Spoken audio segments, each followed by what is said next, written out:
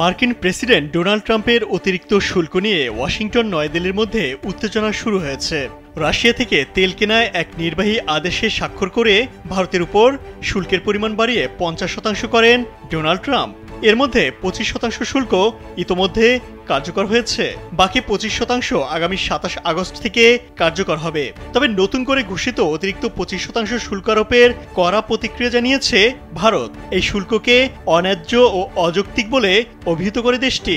সেই সঙ্গে জাতীয় স্বার্থ রক্ষায় যথাযথ পদক্ষেপ নেওয়ার কথাও জানায় ভারত। তবে শুধু কথায় নয়, এবার সরাসরি যুক্তরাষ্ট্রের বিরুদ্ধে পদক্ষেপ নিল ভারত। যুক্তরাষ্ট্র থেকে অস্ত্র ও বিমান কেনার পরিকল্পনা স্থগিত করেছে ভারত। স্যান্ডেলিনা সো, রূপচর্চায় আভিজাত্য। রয়টার্সের এক প্রতিবেদনে এ তথ্য জানা গেছে।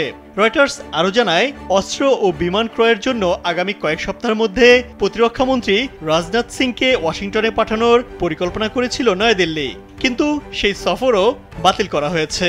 এদিকে ভারতের সঙ্গে নতুন করে বাণিজ্য আলোচনার সম্ভাবনাও নাকচ করে দিয়েছেন ট্রাম্প। বৃহস্পতিবার হোয়াইট হাউসে এক সংবাদ সম্মেলনে ট্রাম্পকে প্রশ্ন করা হয়, নতুন শুল্ক ঘোষণার পর ভারতের সঙ্গে তিনি আরও আলোচনার আশা করছেন কিনা। জবাবে ট্রাম্প বলেন, না, চলমান উত্তেজনার সমাধান না হওয়া পর্যন্ত আলোচনা নয়।